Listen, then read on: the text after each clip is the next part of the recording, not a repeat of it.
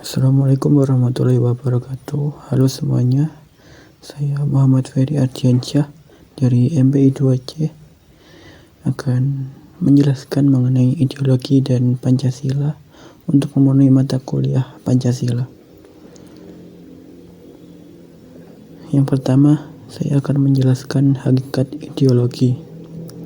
Ideologi pada hakikatnya adalah sistem gagasan yang memberikan arah dan tujuan bagi kehidupan manusia, mencerminkan nilai-nilai dan keyakinan masyarakat, serta berfungsi sebagai pedoman dalam bertindak. Yang kedua, ada macam-macam ideologi.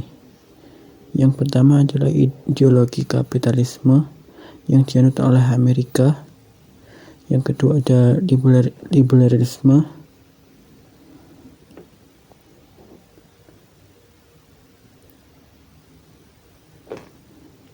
Yang dianut oleh Norwegia, yaitu negara dengan tradisi liberal yang kuat dalam hal hak asasi manusia dan kebebasan individu. Yang ketiga ada komunisme yang dianut oleh Tiongkok, yaitu negara dengan sistem komunis yang mengutamakan kepentingan bersama atas alat produksinya.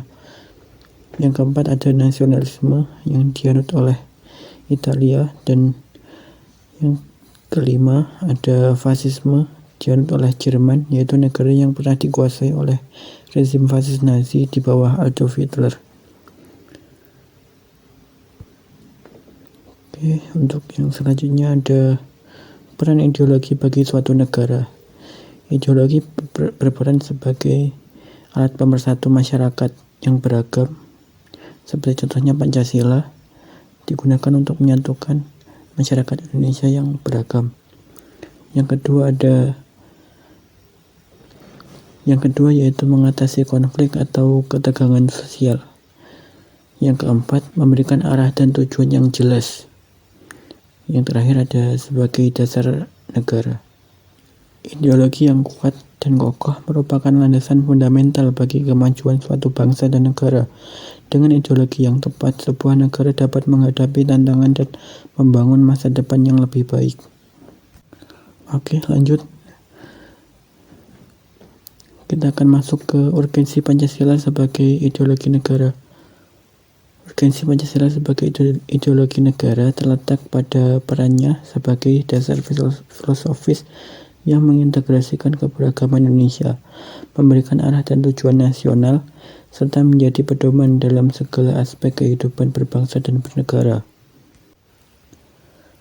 Yang terakhir ada perbandingan ideologi Pancasila dengan ideologi liberalisme, komunisme, sekularisme, dan ideologi keagamaan.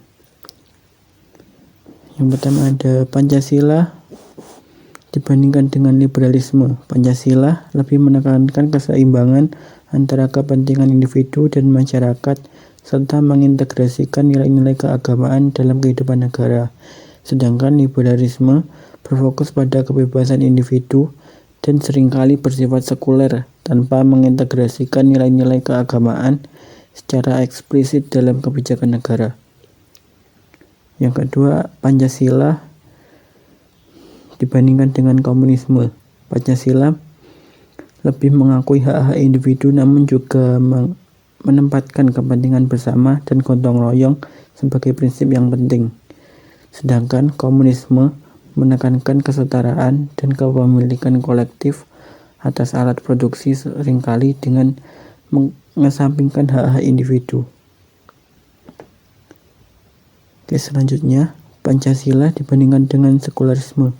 Pancasila itu tidak bersifat sekularisme karena sila pertama adalah ketuhanan Yang Maha Esa yang menjiwai seluruh aspek kehidupan berbangsa dan bernegara. Sedangkan sekularisme memisahkan antara agama dari urusan negara dan publik, tidak memasukkan nilai-nilai keagamaan dalam kebijakan negara. Oke, lanjut, yaitu Pancasila dibandingkan dengan ideologi keagamaan. Pancasila meskipun mengakui pentingnya nilai-nilai keagamaan, Pancasila tidak mengutamakan suatu agama tertentu dan menjamin kebebasan beragama. Sedangkan ideologi keagamaan itu biasanya didasarkan pada ajaran agama tertentu dan dapat menerapkan hukum agama sebagai hukum negara. Pancasila sebagai ideologi negara Indonesia memiliki karakteristik unik yang menggabungkan nilai-nilai keagamaan, keadilan sosial, persatuan, demokrasi, dan keberagaman dalam satu sistem nilai yang harmonis. Oke, itu tadi pembahasan mengenai ideologi dan Pancasila. Terima kasih.